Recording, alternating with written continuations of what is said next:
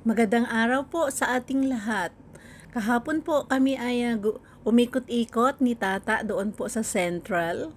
Galing po kami ng Worldwide Plaza kung saan po ay doon mo po makikita ang lahat na mga gusto mong bilhin na galing Pilipinas, kung ano-ano lang po, mga chichirya, mga tinapay, mga tuyo, or mga longganisa, andoon po lahat. Ayan, kumuha po ako ng video na ito para ipakita po sa inyo habang naglalakad kami galing ng Worldwide Plaza. Papunta po kami ng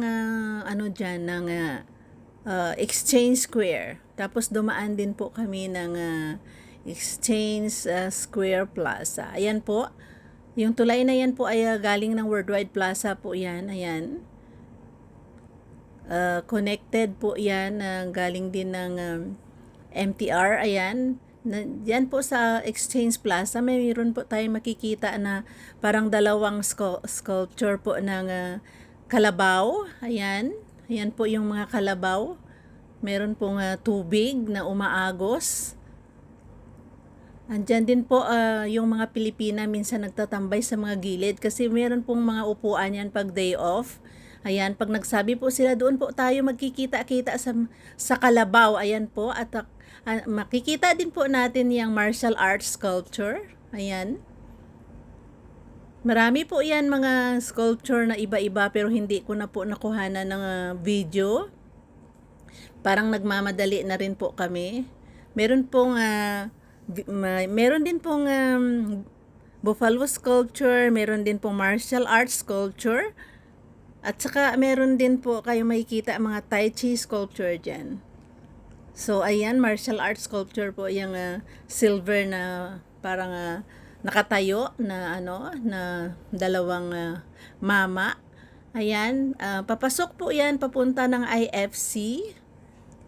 Madadaanan nyo po yung silver na statue. Ayan. Andyan po yung Exchange Square, Hong Kong. Ayan po.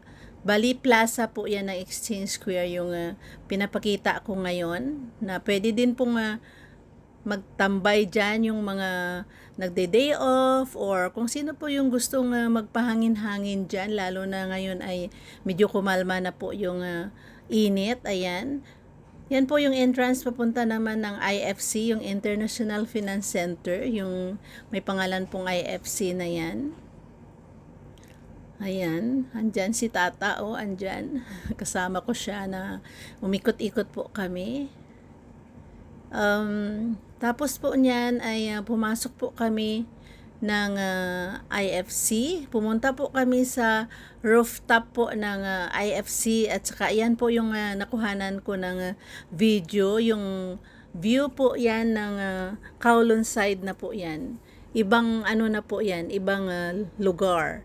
Bali tatawid ka po dyan ng mga 8 minutes by ferry. Yung tinatanaw niyo po na parang sentro talaga ng aking video. Yan po yung tinatawag nilang Chim Cha Choy. Ayan. So, pag nasa rooftop ka po ng IFC, yan po yung makikita. Yung magandang view ng Kowloon side. Ayan. So, lahat po na dumadaan ng mga ferry dyan or mga alam mo na, yung mga boat or sari-sari pong mga historical na mga boat or star ferry or mga yate. Ay, dyan mo po makikita. Ayan, mayroon din na helicopter. I think private na helicopter yan na lalapag po doon sa unahan. Ayan. Dyan mo din po minsan matanaw yung mga tourist na na barko. Dyan po sa may Chim Cha Choy banda. Yan po yung sa video na yan, yung view na yan.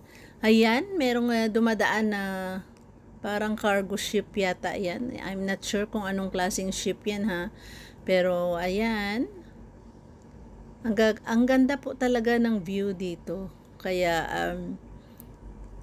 kung in case napupunta po kayo ng Hong Kong, huwag niyo pong kalimutan na sumakay ng Star Ferry. Ayan po, yung may kulay na ferry na yan ay I think Star Ferry po yan.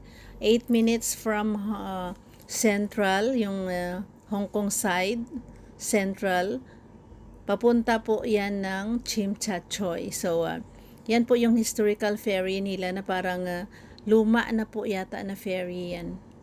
So, pinipreserve pa rin talaga nila, ginagamit pa rin. So, parang may story about dyan. So, hanggang ngayon ay ginagamit pa rin nila yan, yung parang lumang ferry. Pero syempre, talagang mini-maintain nila yan, yung tawag nilang Star Ferry. So, ano pa hinihintay nyo? Tara, pumunta po tayo sa Chimchachoy at sasakay po tayo ng Star Ferry.